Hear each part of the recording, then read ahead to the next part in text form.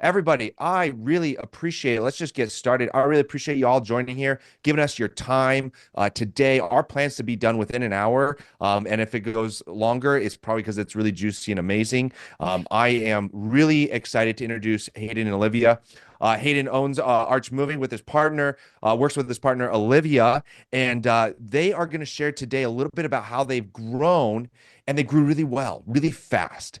But then they outgrew their structure. They outgrew the way they were running their business. And what that caused is chaos in their business, stress in their business, chaos in their personal life. And they're going to share a little bit of the raw transparency of what that was like, and then share what happened and what changed to help them go to the next level. And you're going to find out it's not complicated. It's not crazy ninja hacks. It's very just solid business changes that they implemented. And really bringing on Olivia was the key win here. But You're what they're not going to wrong. share that, and they're going to share then like what it's like now and what has happened and all their insights. And so we ask that you guys, number one, engage with us. We're going to have some fun. Ed, welcome. Thanks for joining.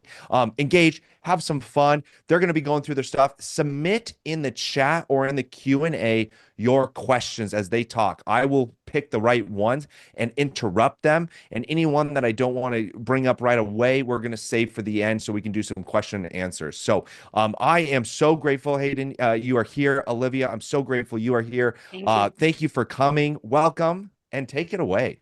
Awesome. I'm going to go ahead and share my screen. So let me know that y'all can see that. Looks like And we can see it. awesome. Okay. And Awesome. hopefully we can't see my notes down there. You Perfect. can't. Yeah. Don't worry. Okay. You Cool. Perfect. cannot. All right. Take it Um, away. Perfect. So we are very grateful to be here. Travis, thank you so much for Rotate Digital providing such a valuable platform with just the focus on providing value to the community. Super excited. I just want to go ahead and kick off a little bit about me. Hey, everybody. My name is Hayden Mattingly. I'm the owner of Arch Moving here in St. Louis, Missouri. If you take a look at the slide, you'll see me in kind of the earlier days of Arch Moving. I was 22, 23 in those photos. And just a little bit about my background. I had a moving job while attending the University of Louisville, where I learned the moving trade. And I found my passion and desire towards entrepreneurship at that time. And I was 22 when I took the leap to start Arch Moving. And hey everyone, my name is Olivia. I actually grew up in Chicago. I moved out to St. Louis in 21. I met Hayden shortly thereafter.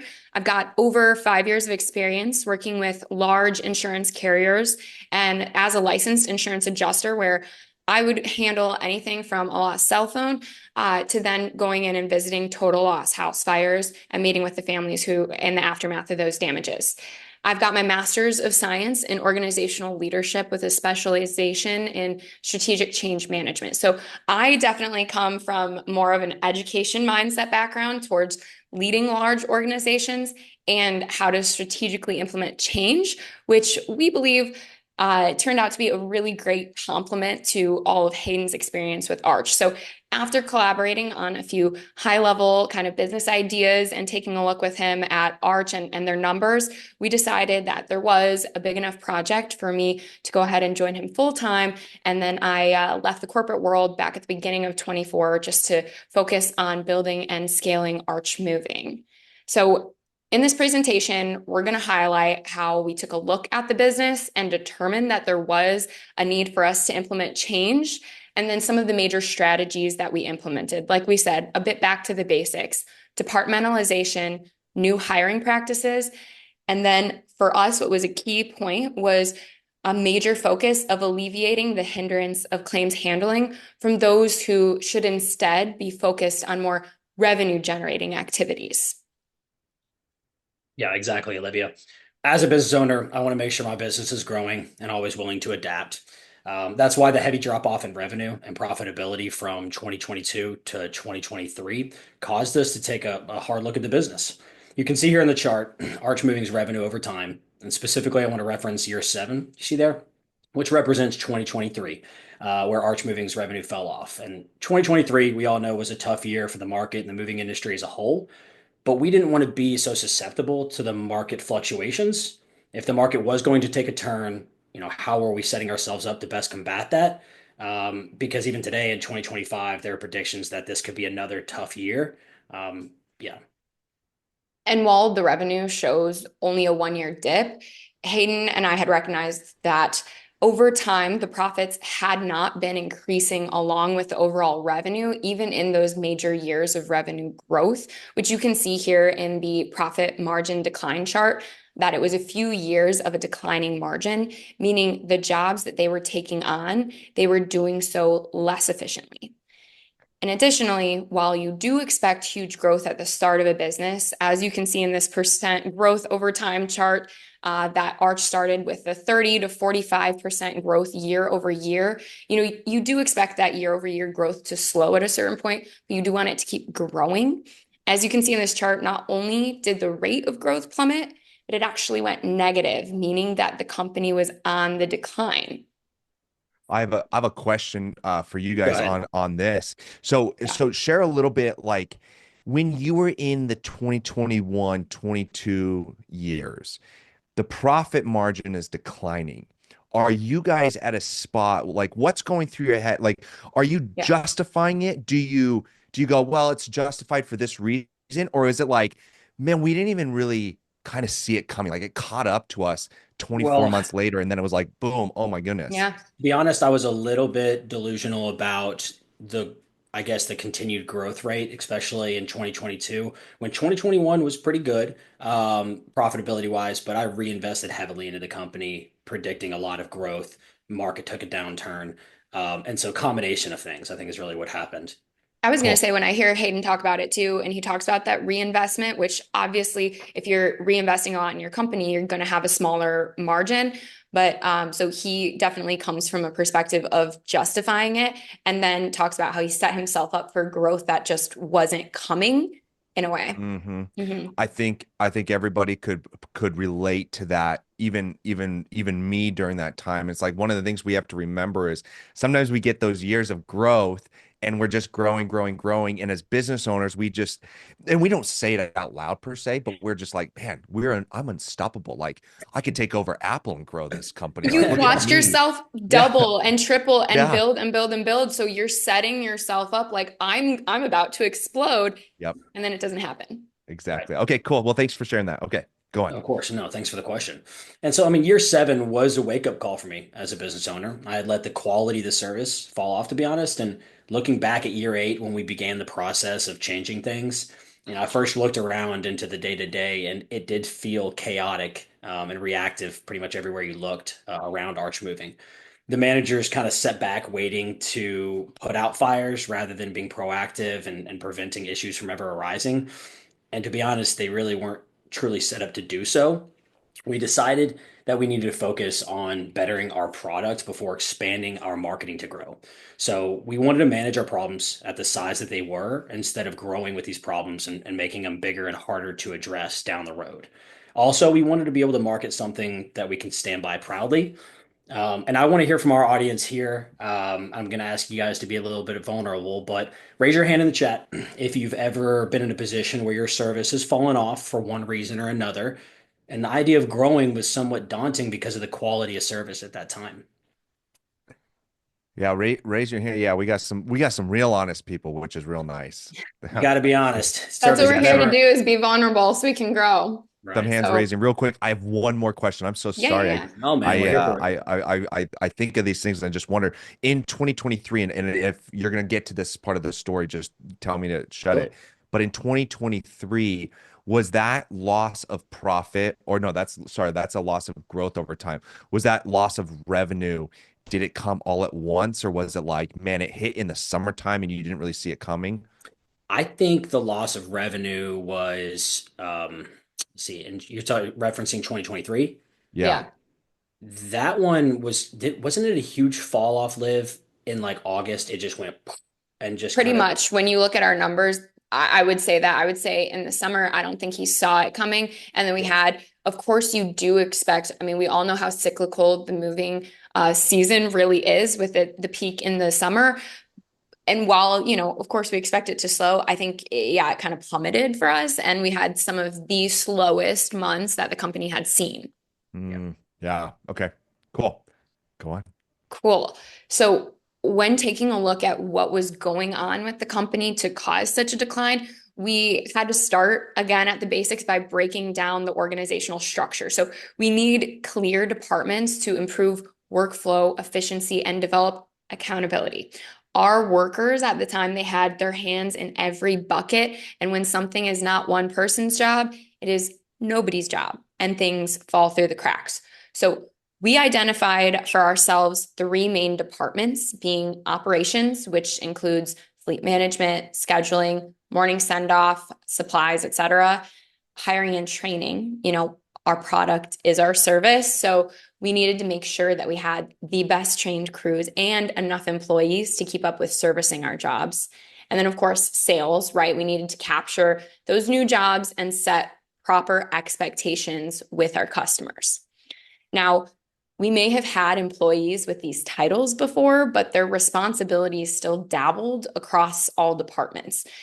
Therefore, we reorganized the employees that we had into their specific roles, and we wrote out SOPs, or standard operating procedures, that specifically stated whose job is what and which responsibility belongs to who. So this gave the team the ability to take ownership of their work and see the impacts that they themselves were actually making, or lack thereof, right? And we'll actually be providing all of the SOPs that we had written for our managers of each of these three departments that will be sent out via email for everyone who may want to reference it for their own company structures or division of responsibilities. But these SOPs, they're extremely detailed in listing out every responsibility that we could think of or imagine and job function for each manager to create full clarity in, whose hand should be in what bucket, right? First of all, that's amazing. I had no idea that you were actually doing that. So that's amazing that you're going to be able to share that with us because SOPs suck. They're so hard to do. They're hard to even wrap your brain around writing. Yeah. What would be your tip for somebody sitting here going, all right, I really do need to do SOPs, but at least for me, I can feel like it's daunting. It's like there's 100 different things. Where do you start? How do you identify the critical SOPs that you need to start? So if somebody's sitting here today and they're like, here's a critical one or here's how to identify the critical one so they could start doing those out of the gate.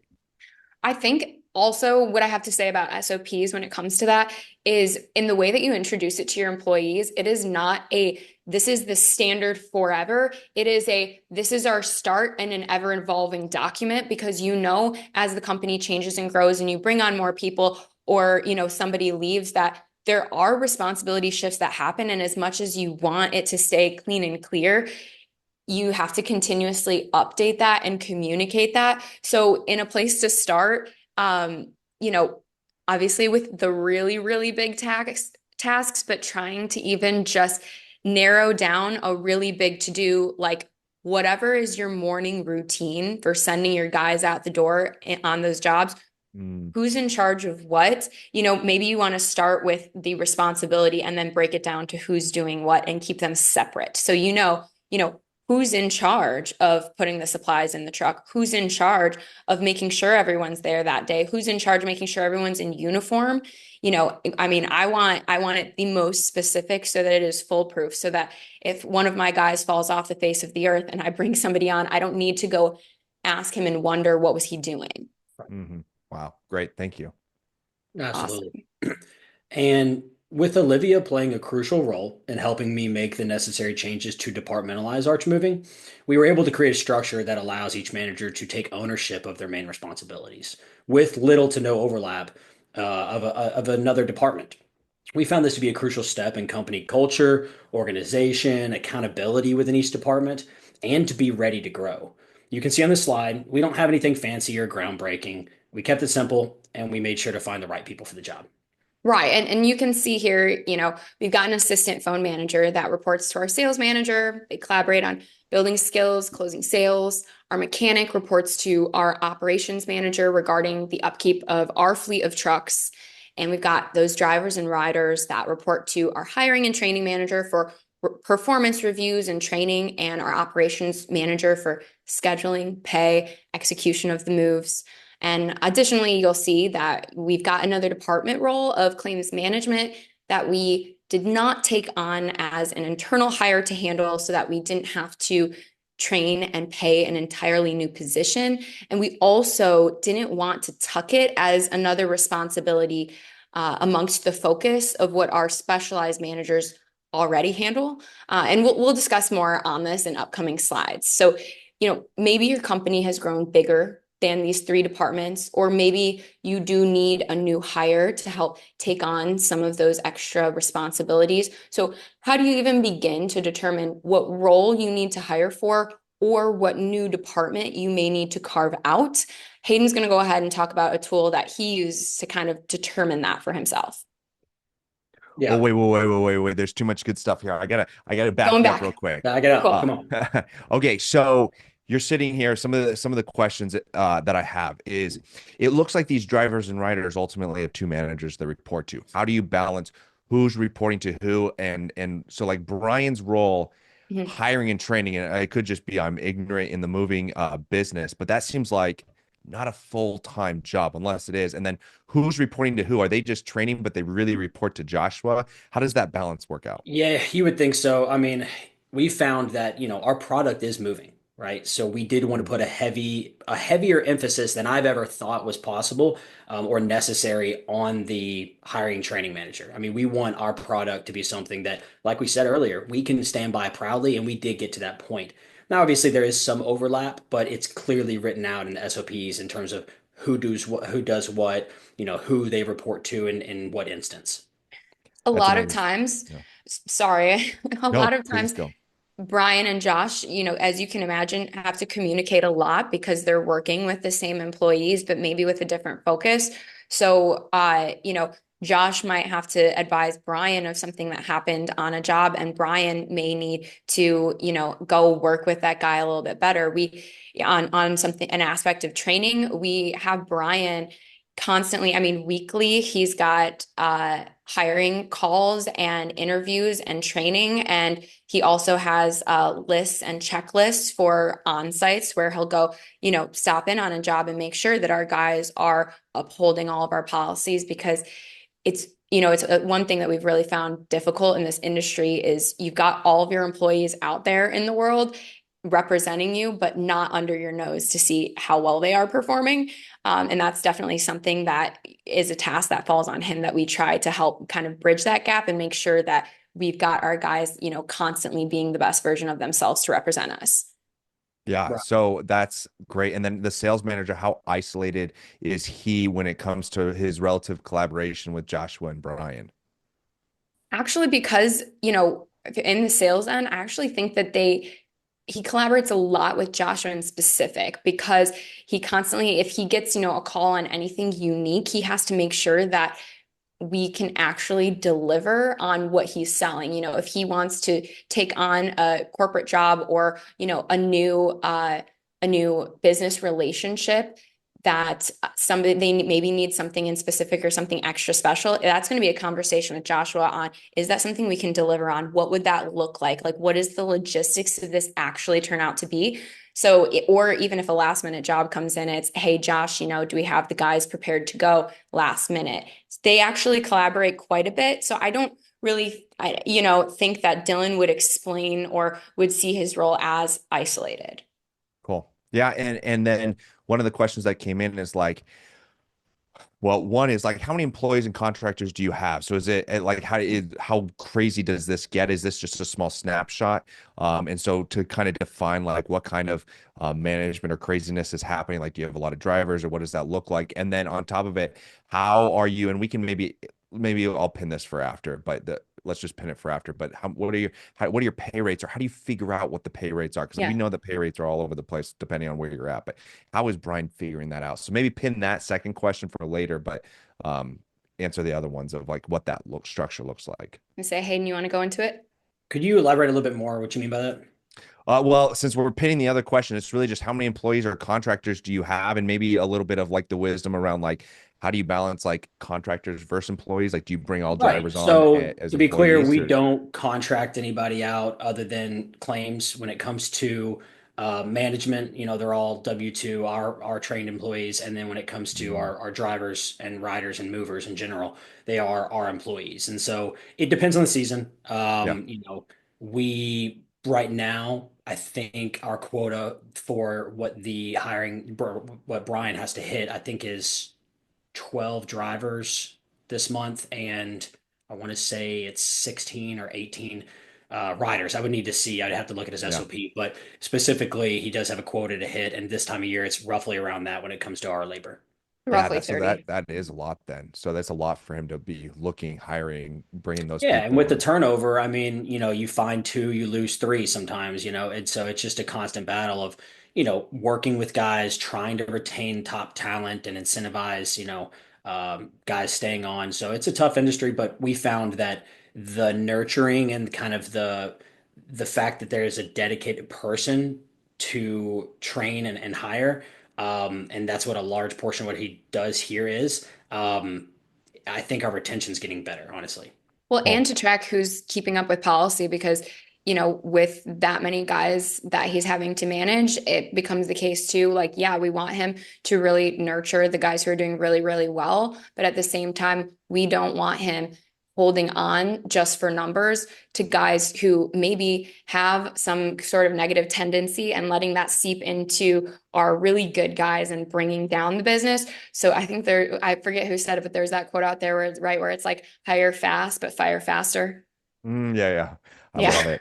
Then last question, we keep it shorter, but like what is the wisdom or what is the insight on why you went W-2 employees when it feels like to me the key is like always hiring always 1099 contractors, saves you a little bit of money. So like what was the reasoning for going, no, we're gonna bring them on as like full-time employees? In regards to management or labor? Yeah, either one. I think, well, in regards to labor, I feel like though it might be a little bit, you can save a little bit on the front end or back end of the labor. I feel like it is easier to trust them and then know that you're delivering a quality product.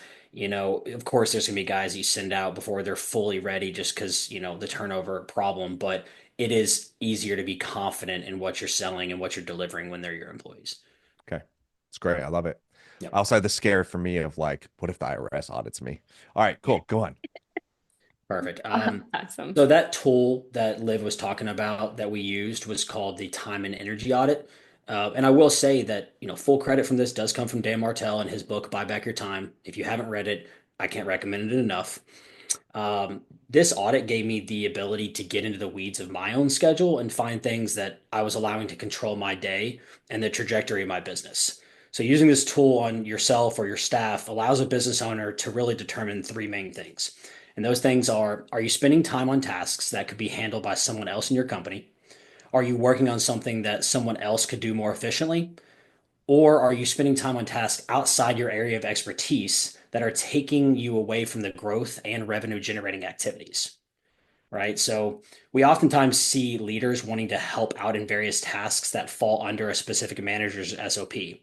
And this exercise will help you identify if that's something that you're doing maybe too much of as an owner.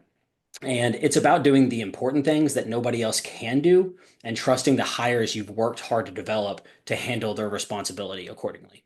Okay.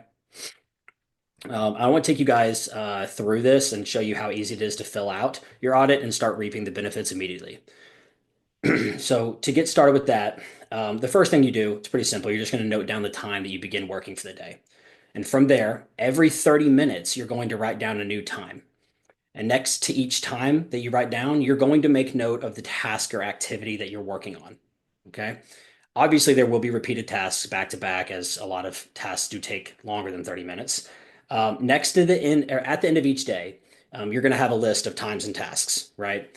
And you're going to put a star next to any task that was a generating, revenue generating or growth activity.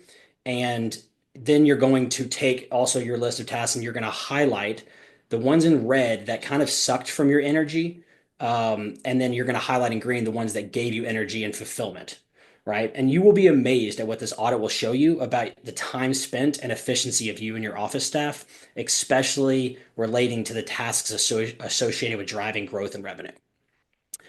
And before we move on, I do want to take a little time to explain how valuable the stars and highlighting aspects are. You can see in this example of this slide that there will be clear things each day that are associated with driving growth and revenue. Without an audit, it's actually kind of tough to identify how much time you spent as an owner or your employees are spent working on growth and revenue generating in your business. To briefly cover the starring aspect of this audit, it wasn't until I took the time to complete it that I was able to be more intentional about the work that I was doing daily that took from my energy, rather than gave me energy and more fulfillment in my business.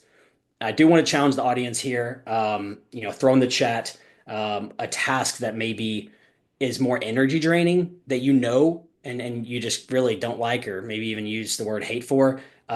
We all have them. Mine is managing my email and inbox. It sucks for my energy and I don't like it. So throw in the chat if you've got something each week that you do consistently and it drains from you.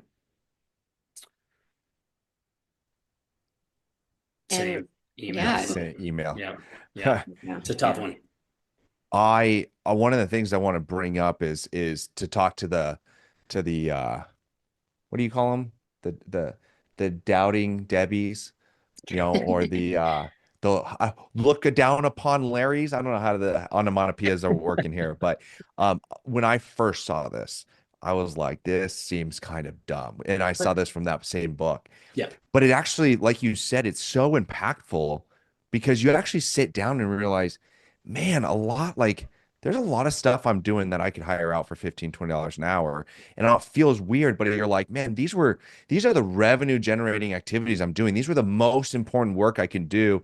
And sometimes you look at that over the course of the week and you were like, for me, I looked at it and I was like, man, I worked like 40 hours, 50 hours this week, but I maybe did like 5 or 6 hours to the most important It's thing, the wild. thing that internally I know is the thing that will drive the business forward. But I didn't want to spend the time because it's hard. It's hard to do that. And so I spend my time putting out little fires here and there, answering my emails. And so for people that are like me who are looking down upon this, I challenge you, just like Hayden and Olivia are challenging you right now, to really just take a screenshot right now, and do this just for 1 week and just write that down of what you're Well, doing Travis, because I we're think you'd actually be going to share surprised. this as a part of the shared documents that come Love with it. this. So you guys will have a Sweet. blank template that you can draw from. And my next note here to talk about was, remember, unless you are auditing your time and being intentional about what you allow to fall on your calendar, like you said, Travis, just being busy doesn't mean that you're moving the needle towards your goals. And I Okay. Hmm. think too, like if you have a manager who is telling you like they're overwhelmed, they're overworked, they're busy, and you have them actually break down like what they're spending their time on. I have watched, not happy to say it, I've watched one of my manager spend 2 hours to perfect an email response. And he came and brought me 4 different drafts. And I was like, you know what you need to say? We need to send it. We need to move on. We've got a lot more things to get to. But it's like little things like that, or you just realize how much time you spend shooting the shit with your coworkers, you know? Yeah, it allows you to be intentional and be aware, where I think you can kind of float through your weeks thinking you're busy or thinking you're moving the needle, and it's a wake up call for sure. Yeah. Yeah, and so two questions coming from that is number one, have you ever done where you have your managers do this time energy audit? I did recently with Brian actually, and we found that there was opportunities for growth for sure. I think Wow. that as So, an owner, you find that it's a little uncomfortable because you're like, mhm. you almost as ignorance is bliss, like, all right, are we going to uncover some stuff here? I think it wasn't as bad as I thought. Some employees you may kind of know, but with Brian, he's an awesome, amazing manager. We're lucky to have him. But there was things and opportunities that we were able to uncover that both of us hadn't recognized yet, and I was able to really lean into that. And then now had an opportunity to tackle some things we knew we needed to work on. Yeah, amazing. And part of I think is to have the ability to recommend or to basically have your owners or sorry, your managers do a time energy audit. They're really you have to have a culture of trust that these conversations and these audits are for the best of the business. Because I think if you don't structure it right, it could feel like micromanagement or like, hey, what are you doing here? And it's like you have to Yeah. like set this up of like, It's for I just want you them to do better work, you ultimately. know? Yeah, it's Yeah. for them. And I think he felt that when he got done, he was like, ah, like I see why you had me do this. So that I agree with you. He had to ask a few times for him to do it, you guys. Like the first time we asked Brian to get this done, he did not show up next week with task accomplished. Not completed. No. And so I Mm. was like, all right, like that's a problem in itself. And so it is just it really uncovers a lot.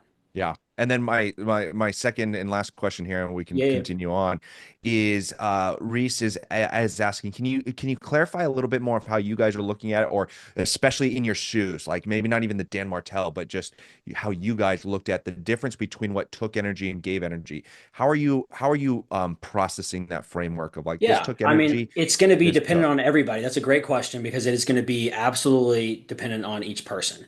Everybody's got things that light them up. I think that Dan uses that phrase a lot because, what really gets you going, what gets you excited, what happens whenever you complete it or you're working on it, you love it. And to be honest, it could be moving furniture. I will say for a long time, I kind of got a high from how good I was at moving, but that doesn't move the needle towards growth. And eventually I did step away full time from that early in the early days.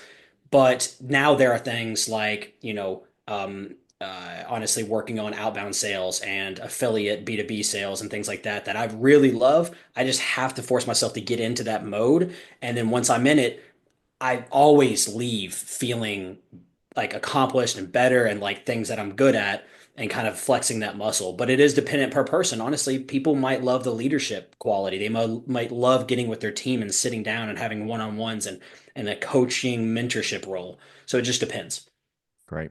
Yeah, thank you. All right. Yeah, of course. Guys, we've departmentalized. We've reviewed our time and energy audit. Now we had to ask ourselves, do we have the right people? And is our team set up for success? And to be honest, I was looking through rose-colored glasses for a long time. Something Olivia told me in the early days when she came on was, and it really stuck, was that you shouldn't expect people who applied for a laborer position to enjoy or thrive being stuck behind a desk all day, right? And so this broke my opinion that hiring from within was the go-to option in the industry. Of course, in some instances, this can still, be the case. I wouldn't be here today if my old boss didn't think it was a good idea to promote his best mover, which was me at the time, to the general manager of his company when I was 21 years old and still in school, right? But unfortunately, the exception to the rule can't be the default practice to how an organization chooses its foundational hires on.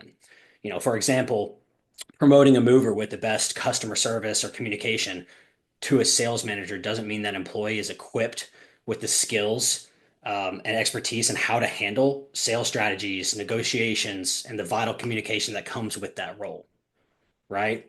So I want to be clear that we absolutely think investing in your employees and working to develop training and skills is important and something that we value. However, after departmentalization and setting clear expectations and responsibilities, we did have to take a look at if we ourselves were equipped with the ability to train these prior movers into the specialized high performers that we were needing them in order to grow in the way that we wanted. We realized that it isn't our job to know how to do everything at a high level, but to be able to identify who can do the things better than us and get them to join our team. Outside hires allowed Arch Moving to seek candidates who were already qualified and had previous experience and established skill sets for the positions we needed them for. I believe you're doing a disservice to your managers who aren't truly qualified for the positions you have them in, as well as doing a disservice to your current managers by not providing skilled and qualified coworkers, unless, of course, you possess the expertise, the skills, and the time to make said manager qualified for that position.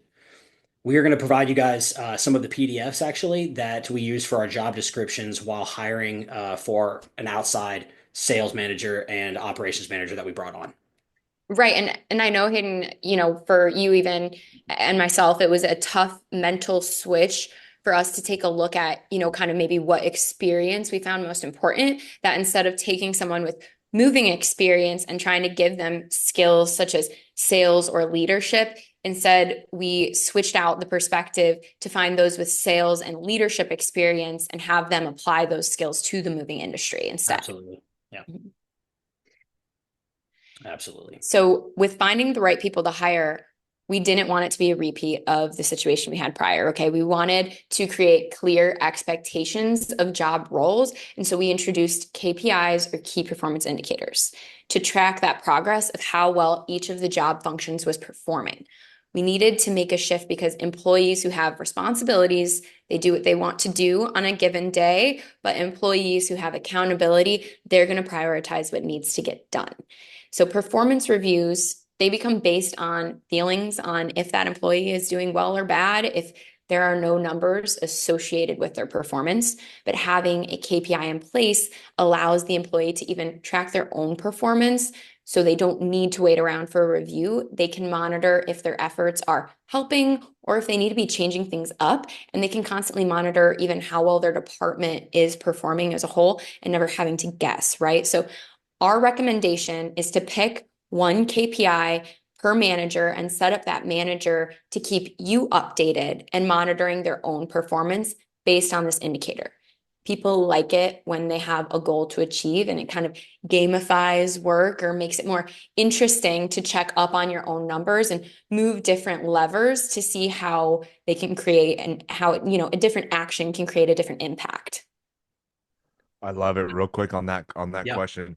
At Rotate Digital, we call it our most important number, or their most important number, or their MIN. And we say it's the one number above all numbers that Yes. drives the biggest success in your role. There's other critical Love it. KPIs and there's other things, but it's the Yeah. one number above them all that drives the best success. So I like that. that makes the most sense. But my question would be for you guys, when you started doing this, did you guys monitor it yourselves? Did you do all the reporting yourselves? I'm assuming you don't do it now.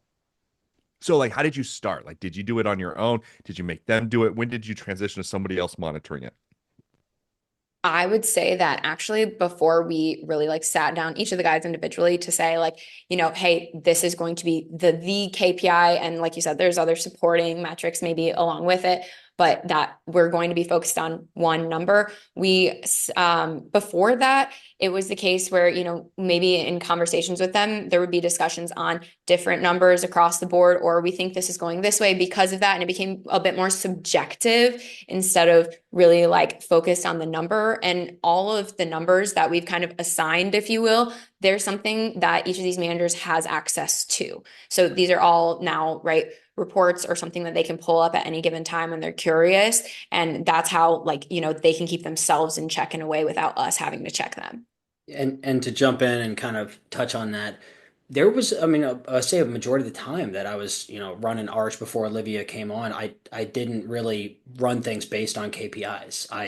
It was more based on feelings, and it's tough to talk about because you feel like you're making progress. You feel like you have them bought into what the performance needs to be and what your expectations are. But unfortunately, it is based on a feeling. So it was truly amazing to switch things to, actually metrics. That was a big turning point for us.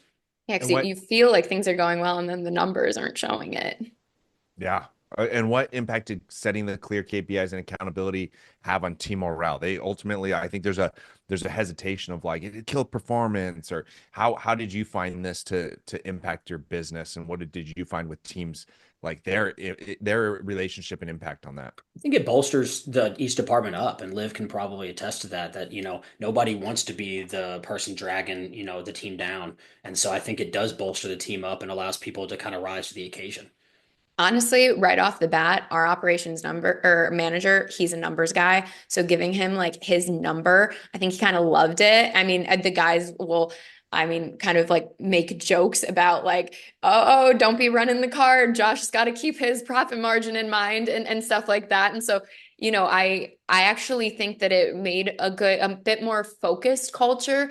And I even think it added on to the whole accountability and clarity factor on how they work together, because they're very aware of, like we said, that those clear departmentalization of whose job is what. And so they can kind of, pick at each other about that. Like they know when they come into work, whose focus is what. And this definitely helped with that. Right. Awesome. Thank you. Absolutely. And so we found that our operations manager is in charge of most of our spending. So we have his KPI number as our gross profit margin to make sure that we're effectively using our dollars and efficiently performing the jobs. Our sales manager is in charge of how well him and his phone assistant converts incoming leads into jobs on our schedule. So his KPI is lead conversion percentage rate. In order to have proper KPI for our hiring manager, I touched on this earlier. We had to project how many new hires we were going to need for each month to keep up with the expected revenue and to be able to deliver on the jobs. So we have him as a quota. And so it's very black and white. Either he reaches the amount of guys that we need to be hired and trained, or he doesn't. We also keep a KPI for the team as a whole to see how well we are supporting each other's departments and setting one another up for success, especially from a customer experience level. So that number is an overall customer satisfaction score that is gauged from post-move survey results. Right. And so with specified departments, review of time and energy to make sure we've got the right people performing effective duties and KPIs in place for our new hires. The next item that we wanted to highlight for you all that we took a look at is claims management. Now, from my background as a licensed insurance adjuster handling claims, this was really just a natural area for us to tackle as I got involved in the moving industry. And we found that many of our counterparts in the industry do struggle with this, and we recognize it has a cascading impact on all areas of the business. So I want to take a minute to kind of highlight ways that we found its sort of overarching effect. So first off, claims management, as we know, directly impacts our reputation. When customer complaints and damage claims are handled quickly and fairly, though, it does prevent negative reviews or social media backlash, and those fast resolutions help rebuild trust, reassure customers that the company is committed to professionalism, even after things go wrong. So I've got here a few stats that really show why this matters. Okay, over 50% of customers will leave a negative review if their issue isn't resolved or just simply takes too long to address. It just really shows how vital it is to resolve claims quickly. And a 1-star increase in a business's review rating can actually correlates to between a 5 and 9% increase in revenue. We all know how important SEO management is, thanks to Rotate Digital, and it's essential to stay on top of responses to reviews and manage claims effectively to help with that online visibility. So moreover, long claims processes only fuel frustration and negative feelings about the incident. We've probably all been there. I'm going to assume at least I most definitely have seen this multiple times. But raise your hand or hand raise in the chat if you've ever had to deal with a customer trying to inflate their claim due to frustration. Now they're starting to add all of these extra things that they never mentioned before magically. Yeah, because me too. But the good news is that 70% of unhappy customers whose issues are resolved quickly are actually likely to return as customers. So even after a negative experience, there's still an opportunity to repair the relationship and maintain a positive view of the company. These customers, their perspectives are not lost. A big one that we found as well is tracking claims. It helps us to pinpoint reoccurring issues and understand what we need to improve. And I know that sometimes a lot of us are just doing our best to even get claims responded to and addressed, but that actually tracking what kind of claims are coming in and who was on those jobs, it helps us to identify whether it's specific types of moves, equipment failures, or maybe a gap in training that needs to be addressed to create a better process and, of course, hopefully fewer claims in the future. We even found that it affects our B2B relationships. So when businesses know and want to work with us and they know that there's an effective claims process in place, they definitely do feel a greater sense of confidence in the quality of service that we can provide to their customers as well, even if things don't go exactly as planned. But let's talk about the impact on our managers themselves, because handling claims can be emotionally and mentally draining. Our managers are already juggling multiple responsibilities, and when they also have to handle claims, it takes them away from their ability to focus on more strategic priorities like training, marketing, expanding services. And that valuable time and energy that's taken away ends up costing us profits that we'd even originally made from that job. So some statistics on that is that repeated exposure to negative interactions can decrease the productivity of your workers by up to 30%. This means the managers and employees are not looking forward to coming to work. In fact, 56% of managers in customer-facing roles say that handling complaints negatively impacts their job satisfaction. And employees who frequently deal with complaints, they are twice as likely to leave their jobs because of emotional exhaustion. And this is a big issue for us because after we've spent time and effort hiring and training the right guys, the last thing we want to do is to lose them, right? And then, of course, there's the financial impact of claims, which can be really huge. Managers who are also overseeing the crews often find it really hard to remain objective when handling claims. They might feel the need to defend their crews or make unnecessary or unjustified settlements just to end the issue quickly. And without proper customer service training to handle these upset customers, they actually can end up escalating the issue instead of settling and resolving them, which can end up causing customers to demand higher payouts.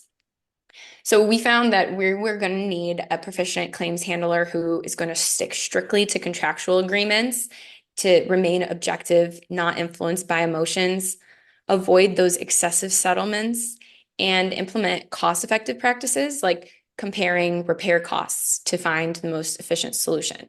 So we realized we need to shift this hindering responsibility off of our managers by creating a system where the managers were no longer bogged down by a time-consuming claims process. They could instead focus on improving the overall customer experience and working on, for what us was our bigger picture goals for the business. Because in the end, claims management, it's not just about resolving disputes, it's about protecting reputation, maintaining profitability, improving employee morale, and optimizing just the overall business. Where when claims are handled well, it has a far-reaching impact on the success of the company. Absolutely. To piggyback on that amazing information, Olivia, I do need to mention that it was not until I saw as a business owner what a effective claims manager can do that I was able to keep my focus on growth and revenue generating activities.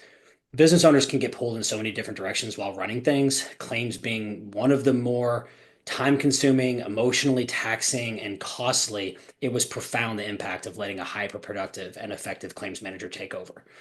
Now, as a result, we wanted to make claims handling a third-party outsourced responsibility so that it would no longer be the job of any in-house manager to investigate, negotiate, pay out, or track. This keeps things objective by remaining separate from the crews. We also recognize this is a need for other companies. So we strategize that not all moving company owners have the skills to train and hire for this specialized role, nor do they have the budget to keep a full-time hire on staff for this job alone. I actually recently met with another moving company owner who told me when I asked that his guesstimate for how much time and energy that he spends each week prepping for and handling customer claims, he guesstimated about 30% of his week. You guys, this is the owner of the company spending that kind of time on this that's not revenue generating. And now, of course, because I don't expect everyone in here to have already done a full time and energy audit to know exactly what they're spending their time on. Asking again for people to be vulnerable and go ahead and throw in the chat, maybe a guesstimate that you have about how much time either you or maybe a designated employee spends towards these efforts each week.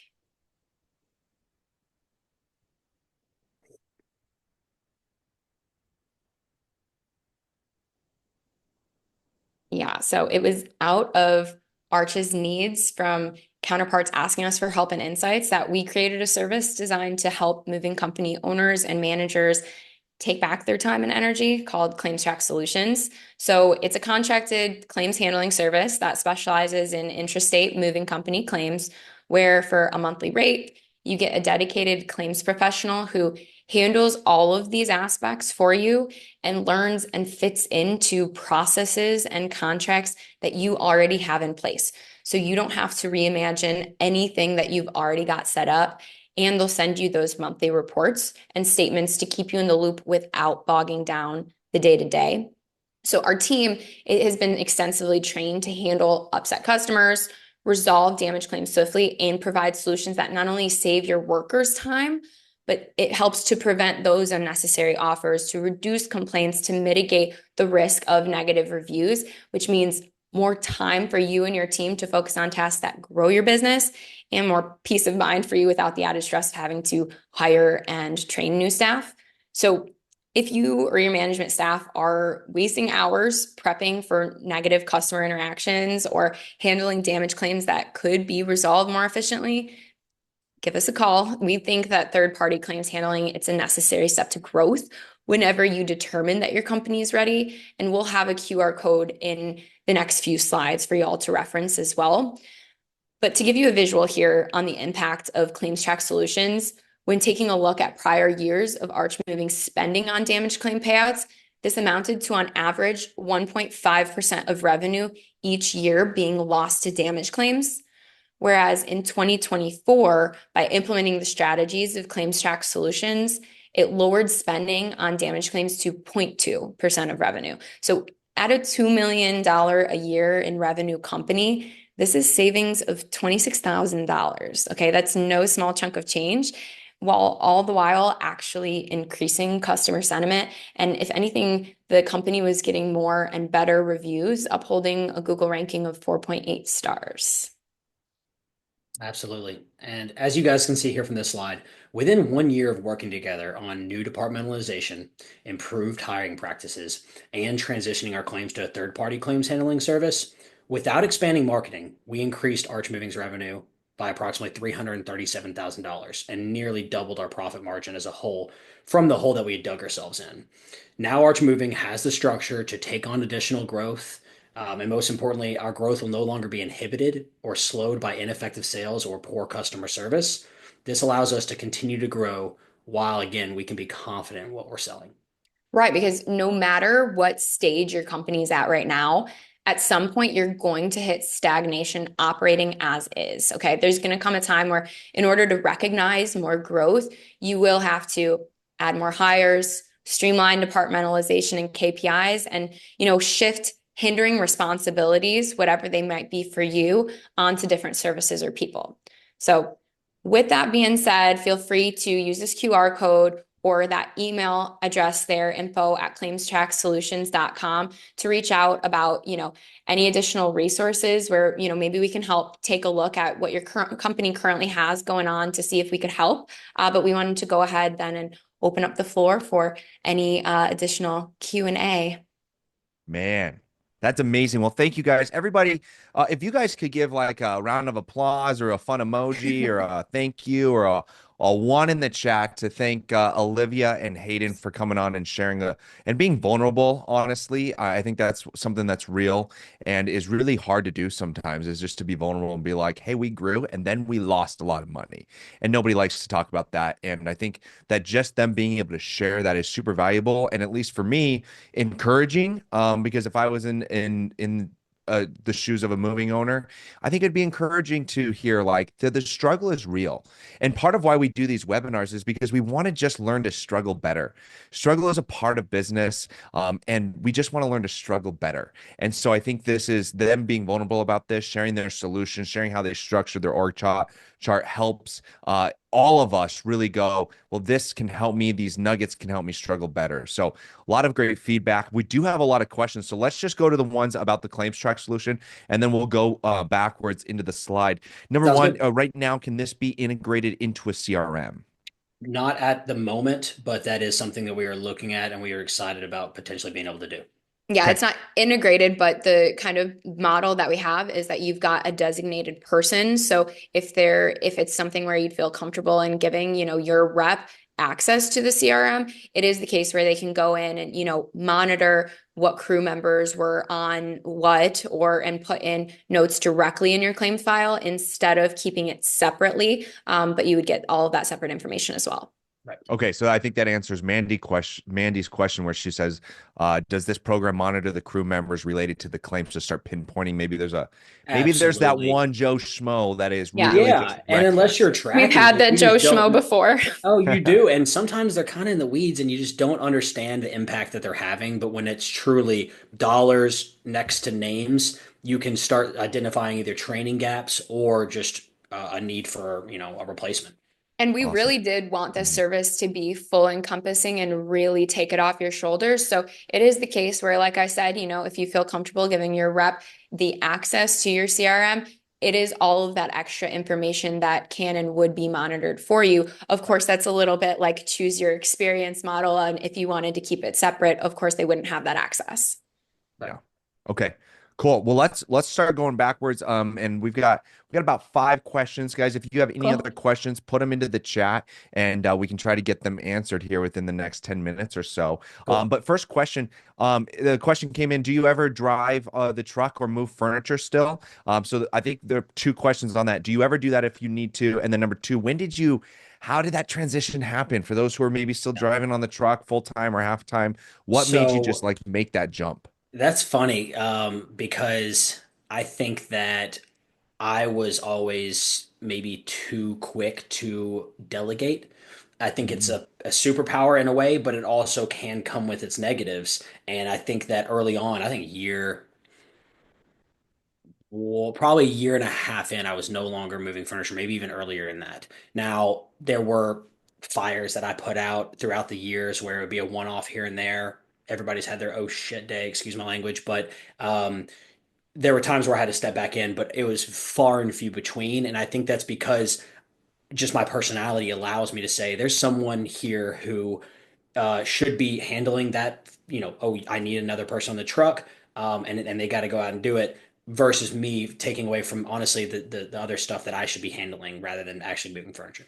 Yeah. And I will say too that in this, of course, I entered this business a lot later than from seeing Hayden exactly at the beginning. But when I was hiring new managers this year, some of the questions that I was getting was, how often do your managers have to go out on the jobs, if guys didn't show up?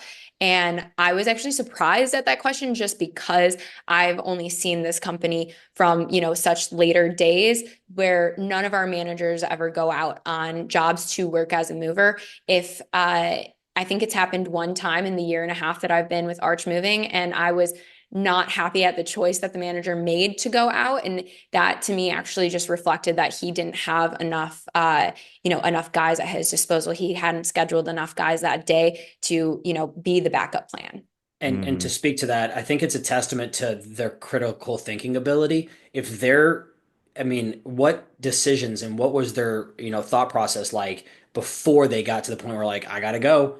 Was it early on in the process, or was it you've literally racked your brain and thought of all pros and cons and all different scenarios, and before you decided to stop what your main responsibilities are, which don't include moving furniture, and go and choose to do I was that? gonna say, yeah, my managers, I'm not paying them for that. And they make so much higher amount than to be moving furniture that's an incredibly inefficient use of our resources. Yeah, right. Hmm.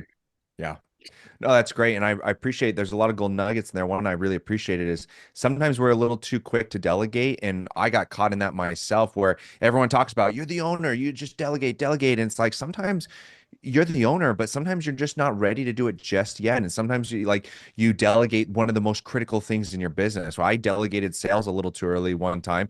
And you guys all know digital marketing companies, they're scam artists. They just sell you the dream. And we don't Yeah. want to do that at Rotate Digital. And so you have to be really careful. And I got caught with that. And I think we've all had some experience with that. So that's Yeah. great.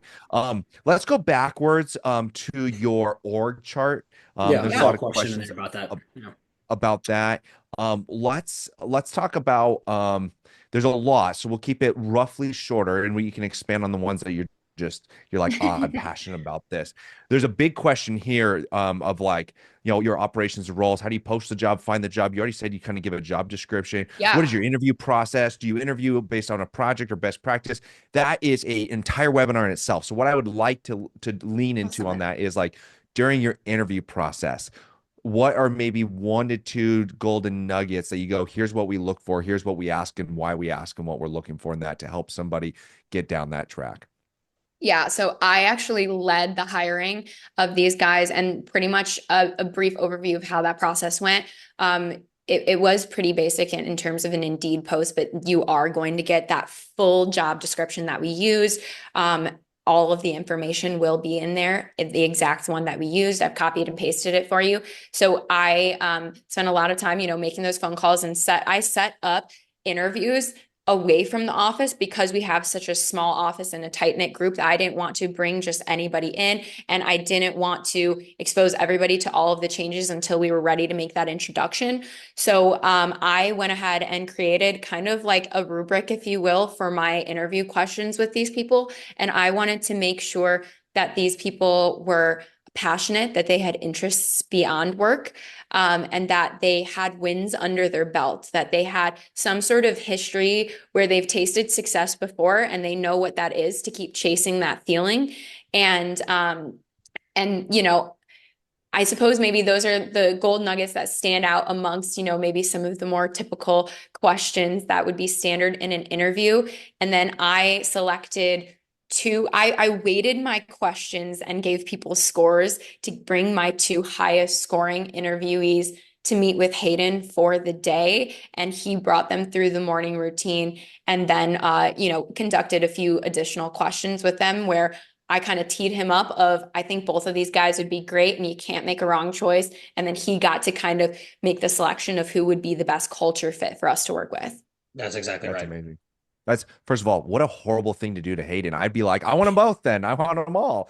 Give them I all wanted them both. To be honest, Travis, I thought it was amazing because what I struggle with, and I think that it's one of Liv's superpowers, is getting the right candidates in line, setting, actually putting them in front of me, because I might have lined up the wrong candidates in the first place. Liv was so good about giving me viable options, and then it made it so much easier just to like find the culture fit, to be honest. What I'll say on this one though too, and not to kind of pick at Hayden here a little bit, but I had the opportunity to observe Hayden leading a few interviews before we went in with some of these really big hires. And what I found that, I'm going to throw out there for him in case that anybody else might need to be self-reflective on this one, is that I found he was talking in the interview way more than the interviewee, right? He was telling them his vision about the role and what he wanted, and people were nodding and saying, okay, but they weren't expanding on his vision and talking about how they would fit in. They were simply just agreeing with it because he was mostly taking the floor. So definitely if you're in a hiring situation, that's your opportunity to pick their brain. Yes, the interview goes both ways and you want to sell them on your company at the same time, but you need to be selective on what you want to give them to work with to also impress you back. Yeah. I love that. And one of the things you said, what Ed just said here, like if they couldn't account for the past 5 years, that probably meant there was probably some kind of maybe problem. But one of the things you said is over the last few jobs or over the last year, like tell me how you've won, like what does winning look like? And I love that because it begins to create a culture of people who are driven to win. And that is the right type of people. And that actually reminds me, when I was making phone calls to set up these interviews, the one question that I asked across the board for each of these positions that I hired for and to everyone here was, what's one thing that you're looking for in your future role that you're not currently getting, from your current role, right? Like why it's a roundabout way of saying, why are you looking for a job? Why are you trying to leave? But it's really like also adding in, but what are your future goals? Because is that something that I can provide? If you want to go be the CEO of a company, am I going to be able to give you the skills to tee you up for that? Or is this going to be a relationship that's short-lived and you're going to have to move on really quickly? Yeah, I love that. Okay, great. Let's go back to that revenue growth percentage chart you had where you had the growth and then the profit. Yeah. So we got a lot of questions around this. Let's start with, how do you define percentage of growth for your graph? And is it more on the percentage profit? Like how are you how are you getting this graph, I guess is the question. Some simple equation, really. It's the revenue of the year before, the current revenue that you have, like say 2024's revenue minus 2023's revenue, that difference as a percentage of revenue of 2024. Okay.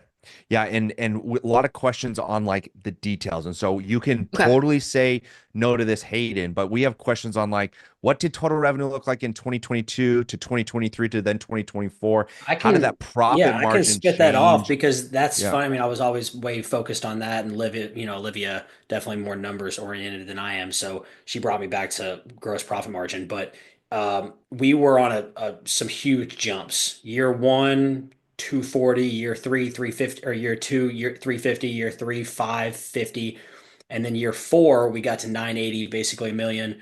And then year six, we went to 1.5, and then year seven, 1.89. Sorry, you skipped it. Year five, Year five. Sorry, I 1.5, missed one. year six, We went like 1.9. the jumps was 980, 1.5, 1.89, and that 1.89 was 2022. And then we like went from 1.89 to 1.39. And I know it It's was gotta a tough suck. market, but it was also kind of in line with our service drop off at the same time. So And after a year where he'd invested heavily on extra trucks, thinking that they were going to grow. I, So it was just I kind of a little bit of a double definitely, whammy. yeah, it was tough.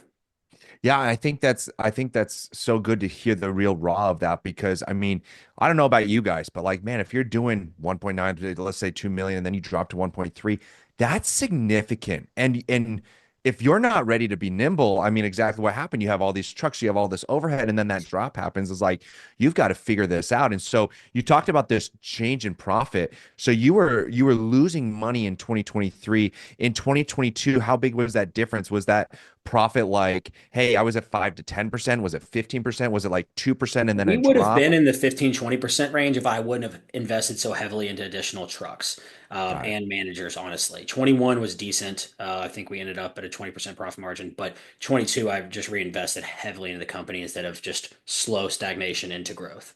Yeah. And as you can imagine, with like the drop off even in revenue for 2023, that the company was set up with way too many office staff for the amount of work that was there, And Hmm. inefficient office staff. We didn't have clear procedures in place and clear expectations. It was just a combination of things, really. which is Yeah. just a really tough realization because, of course, as a business owner, you want to take care of your people almost first and foremost. Right.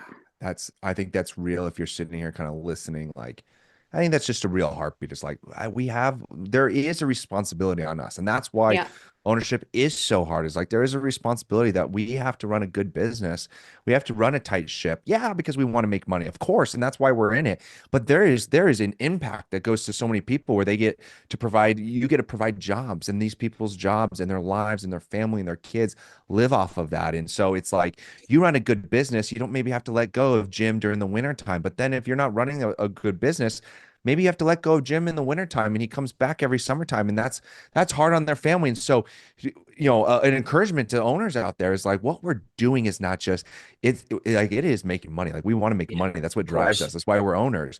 But there's a bigger impact to that, whether you see it or not. And that's real. And that's a benefit of being so critical about having the right structure on that. We And And want, yeah. Sorry, go ahead. to go touch on ahead. that, it's a responsibility that I think sometimes people can get away from.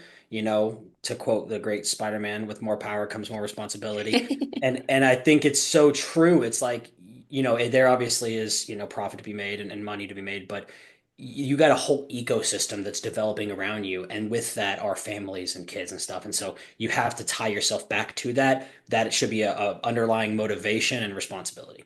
But I feel like that's also something that you sometimes need that buy-in and that understanding from your team as well for them to understand.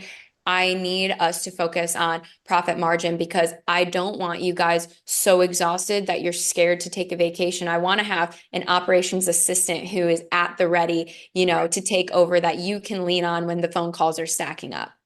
Hmm. One of the things that I see as such a parallel here to bring up your business that you shared at the end of this is one of the big drops, Hayden, that you experienced was buying these trucks or getting trucks, and that caused overhead. And the unfortunate part is the overhead stays, and when the revenue drops, the revenue stays here, but your overhead didn't drop. And so one of the cool things is like, yeah, in a perfect world, it'd be perfect to take the cost of a truck and, amortize that, but then only have to pay for like when you use it. Well, with your claims tracking service or your claims solution service here, like you don't have to have an employee be getting paid all the time to do this or paying their dollars, because when claims drop, you're still paying them here. And so the nice part is claims drop, and then you can adjust variably with the outside services like you have. So I think that's such a cool wisdom point for those listening of being able to find places in your business that when revenue drops, that cost drops, and when revenue goes up, your cost goes up. Like those are really big wins in your business to find critical points to That was go. a That huge, will help. absolutely. We recognize that as one of the key components of why this is, a need in the moving industry. And it really is a savings. You don't need somebody on full time. And if you do, chances are they're not going to be as efficient as this service. So it's kind of a double whammy there. Okay.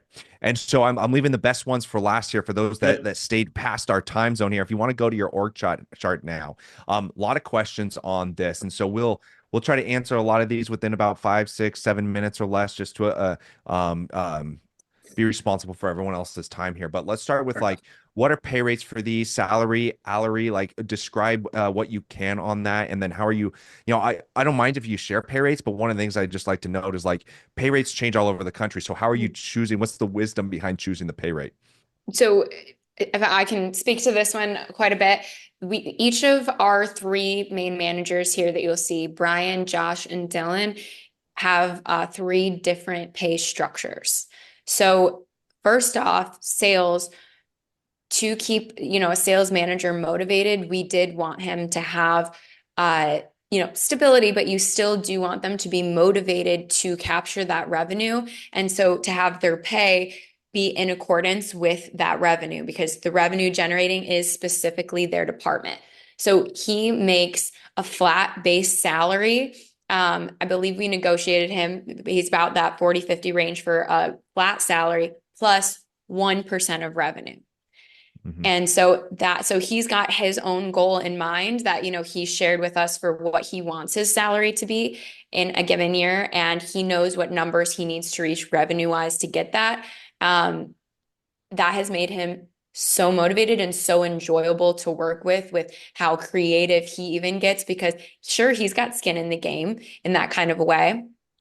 Yeah. Josh, we took on at a lower salary, but structured, because Josh was our first main hire of kind of what we had as an overhaul.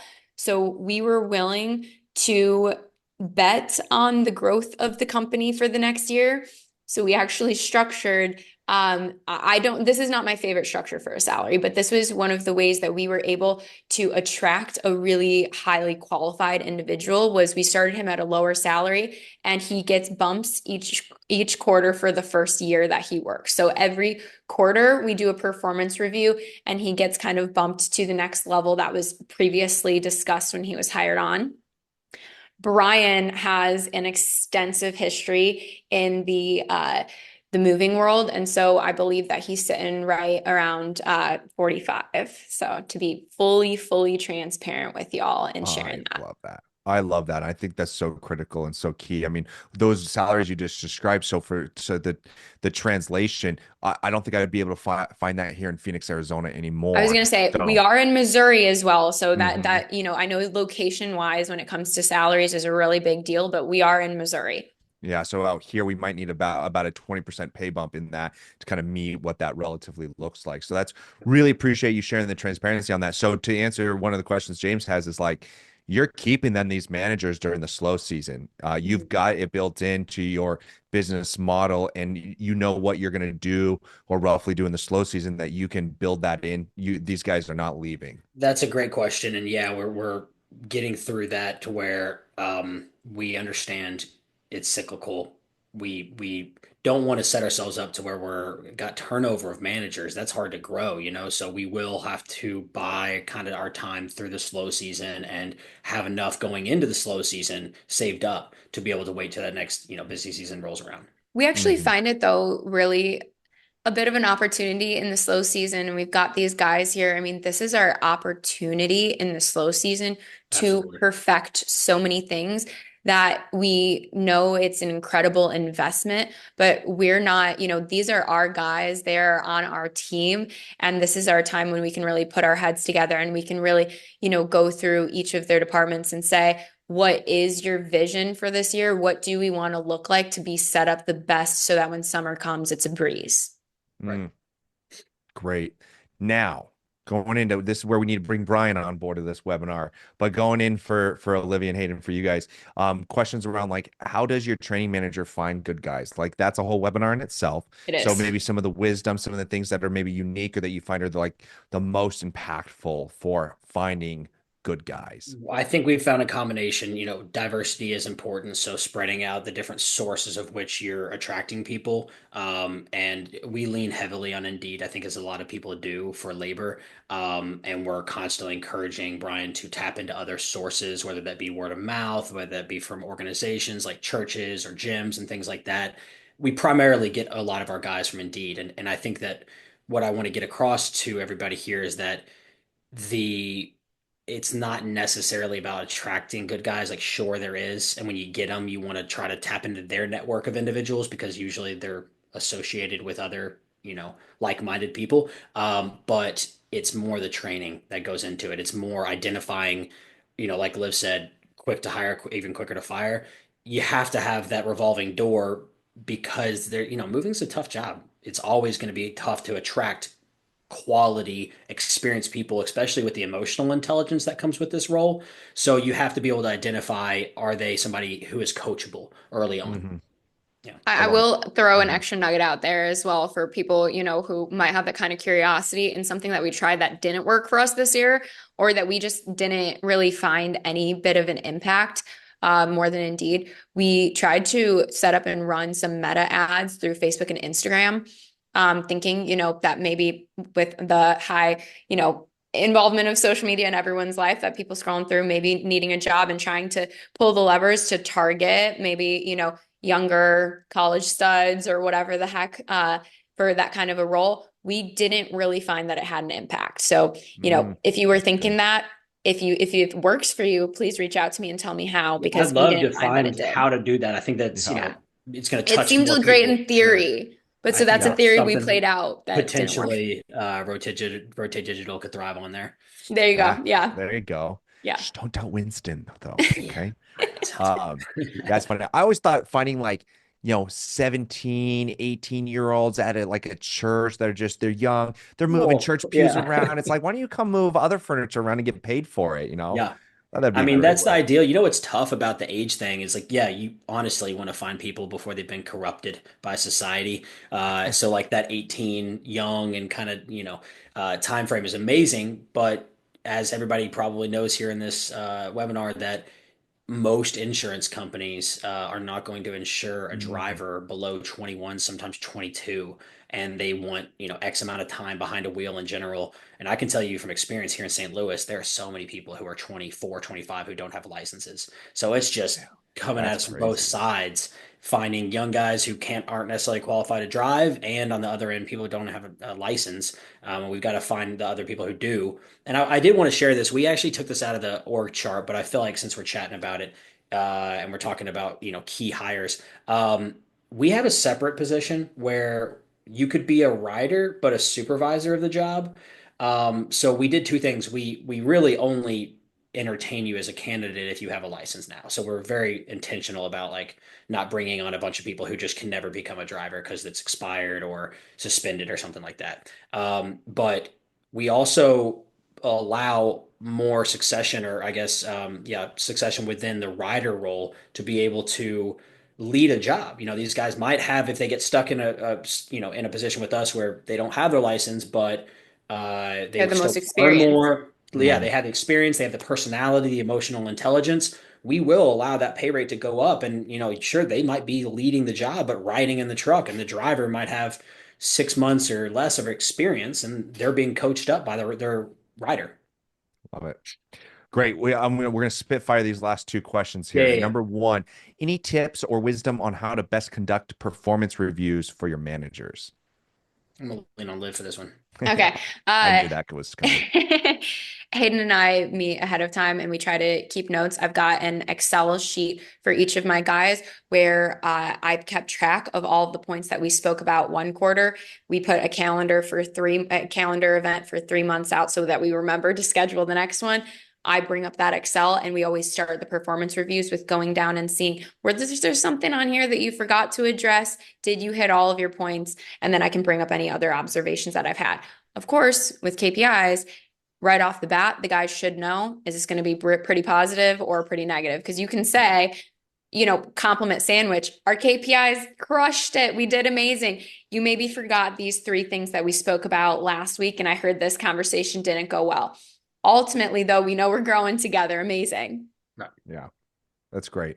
Yeah, like, hey, your KPIs are great, but you can't punch the grandmas on the job, okay? Okay, last question here, and we'll close it up. Which manager deals with or who deals with issues on jobs after normal business hours and or on weekends?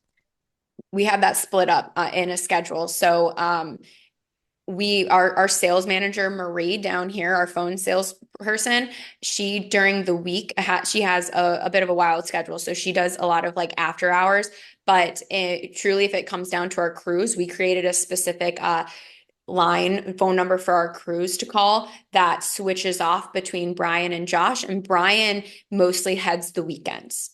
So he takes a little bit off of Josh's plate during the week, but when it comes to handling our crews or anything after hours on a job, it's one of them, and they split that responsibility based on who's assigned to that phone number that day. Yeah. Great. I love the intentionality between like, hey, he's gonna get the weekends to, give operations a little I break. want my guys to actually be able to go home and take a mental break. And I know I've seen people so burnt out in this industry because they're so on edge thinking a truck is going to break down with everyone's stuff in it and my guys are on it and they like sleep next to their phone on loud. I want them to be able to come to work refreshed and ready to go and be able to know like when it's their turn to leave it up to somebody else, because we're a team and so we should be operating like that. I love it. Well, great. Well, thank you guys so much for spending so much time on preparing this and being vulnerable and being transparent about your business. Before you all hop off, go ahead and go to the slide for if somebody wants to follow that QR code. If you guys don't mind putting in a thank you or a 5 or a way to just encourage Hayden and Olivia that they did a great job and it was valuable to you guys, that would be super amazing. So go ahead and put that in the chat. If you guys want to reach out to them, the best way it looks like is going to be through this QR code, be the best way. If they have other questions, could they hit you up on social media or something? Please do. We love Awesome. that. We've even Social got, media. Arch Moving is our handle on all social media platforms. And we just really, really thank you guys for honestly such intentional and amazing questions, giving us more opportunity to talk about something that we're incredibly passionate about. So it's been really fun. I love it. I love bringing on passionate people who are vulnerable, who've had made mistakes, fixed the mistakes, found wisdom in it, are willing to share. So thank you guys so much. Everybody who's here, thank you guys for joining. I hope it was valuable. If you found it valuable, post on a Facebook post, give us a 5-star review on Google, like give us some kind of encouragement. Reach out to Hayden and Olivia if you have any more questions. If you want more about their claims track solutions, use that QR code, reach out to them. For everyone else, have a wonderful rest of your week. Don't forget that time energy track this week. And if you're wanting those downloads, those giveaways that they so generously are providing, those will go out in emails and downloadables here in the next 24 to 48 hours-ish. So stand by for that one. So thank you guys. Thank you for being here, and I appreciate your time. Thank you. And don't be a stranger if you use any of our job postings or SOPs. I'd love to hear how they work for you. Absolutely. Amazing. Thank you guys for your time. Thank you, guys. Have a good one. All righty. Bye-bye.